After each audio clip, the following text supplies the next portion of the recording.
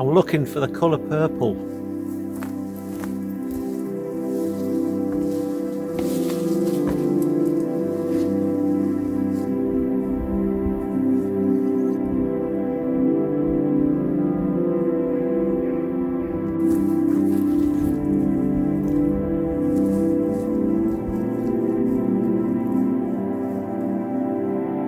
Well, I've found the colour purple. Now all I have to do is find a composition. So let's see what's round here.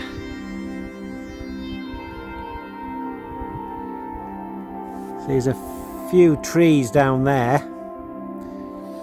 Maybe I'll get them against the purple background, especially maybe that one there, even though there's a path in the way. Also, what was it, way over there, there's looks like some ponds, but it may be really boggy down there. I'll have to go back and get my rucksack and then venture off. So that's my plan.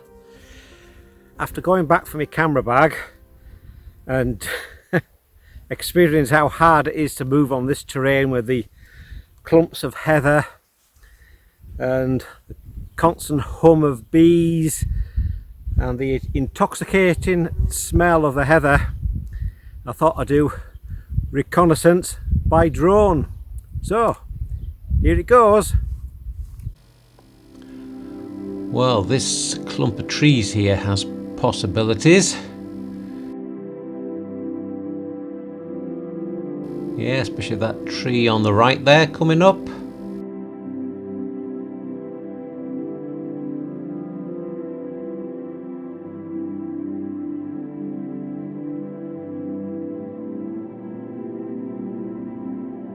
Being pressed for time, I decided to forego the traipse across the vast wilderness plain in search of those tree photographs and just head along this little ridge here.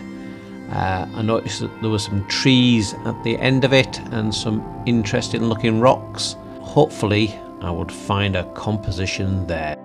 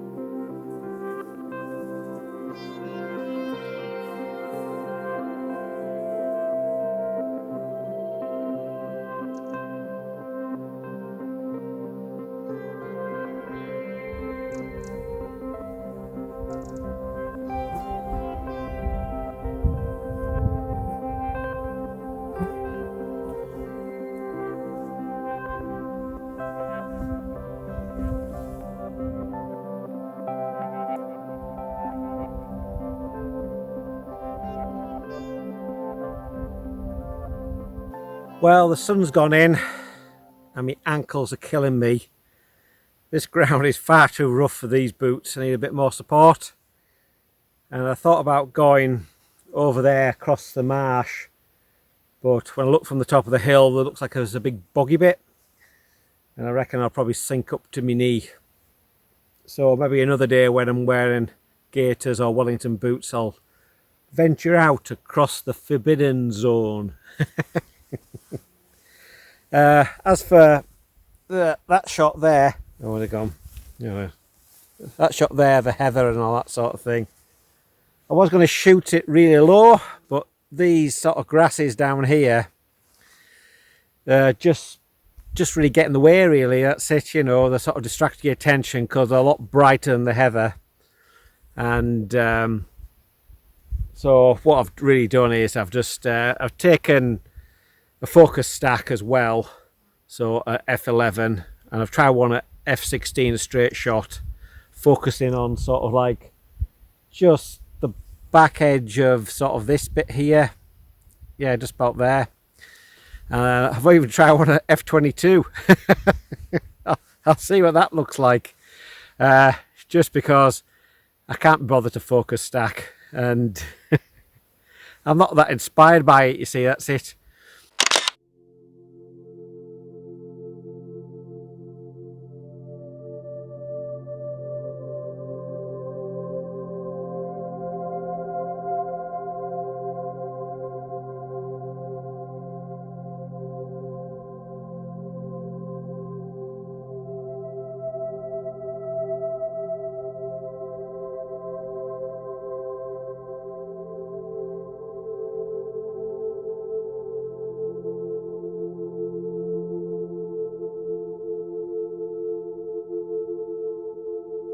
The problem around here is I was hoping there'd be some nice trees. There's some nice trees over there, but because there's not much sheep around, the bases of them are quite low, so there's a lot of bracken as well, so you just get this fluffy bit of the tree sort of crown coming almost out the bracken or the heather, you see. So I might have to fly my drone over there and have a look at those trees by, there's a little I suppose you call it a loch or a little lake or pond.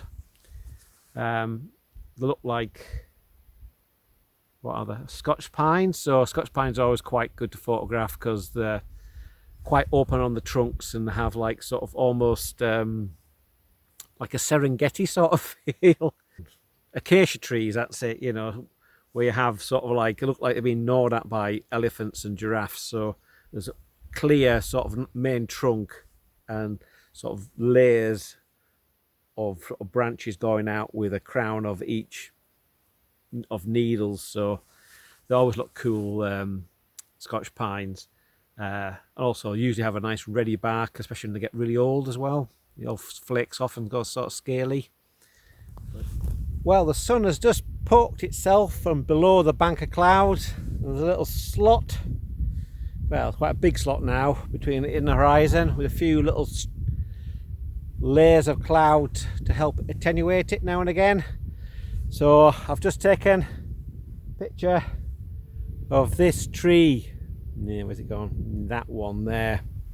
And I've kept it off to the left hand side and just sort of incorporated, you probably can't see it there, well, I can't see it on this screen, so incorporated the shadow that sort of runs along, so that's just out of the frame of the tree. Yeah, it's not really sort of want, but what are you gonna do? It's the light's beautiful now, so it's quite prominent. The tree is quite prominent, even though I'm having to use it to mask another tree behind, just to try and sort of like make it simplify the scene a bit. But that's how it goes, really. Usual settings: 100 ISO, f11 at, where is it? 1 second. I think it's about a 20th a second. Well, I've taken several different shots. Because it's such a flat scene, I've allowed to overexpose it. So I've taken it where the meter says it's 3/4 stop overexpose, but the what do I call it? The bright bit on the trunk there is not shown in a highlight warning, so I'm setting that as a highlight point. Give you a bit more leeway in the shadows. So I might get the drone out again and have another fly around for you.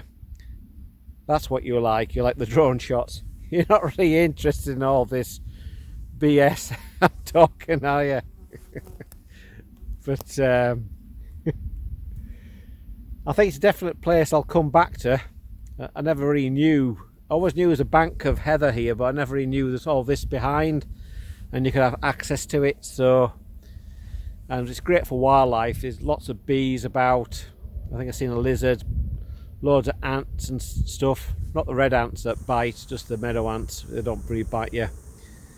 Well, I was about to do something else and I thought, actually, if you get a bit higher, you get more looking down on the heather, you get more of the heather in the shot. And when you're lower, it sort of compresses the scene. So I thought I'd just raise the column up to its maximum height and take a shot. And I've went out a little bit wider as well, you see, because the shadows are lengthening. I'm just hoping I haven't got my shadow in the shot, in the side of the shot. I don't think so. So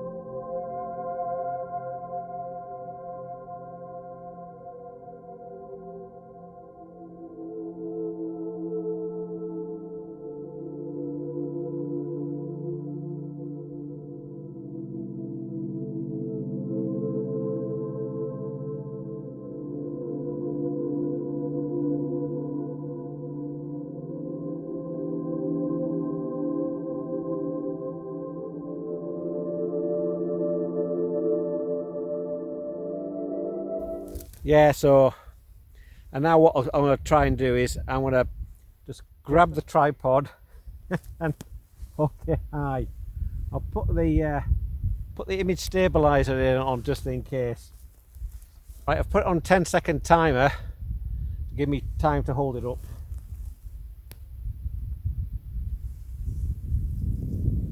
And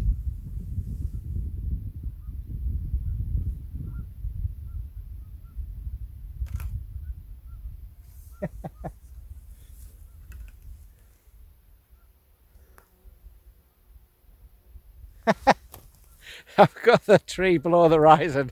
We've just got the top of the tree.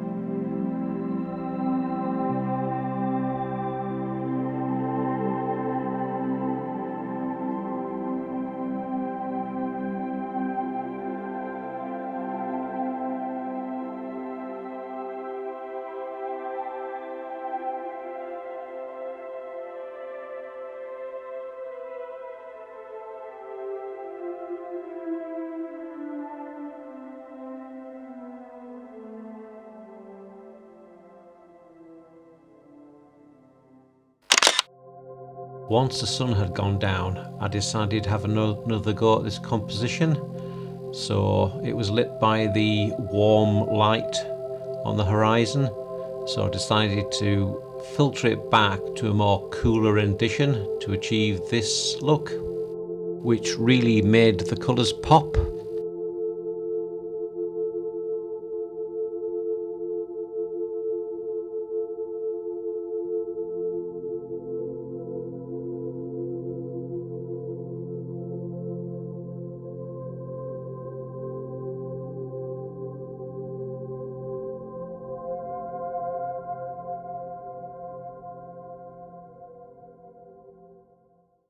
Well, that's it for today.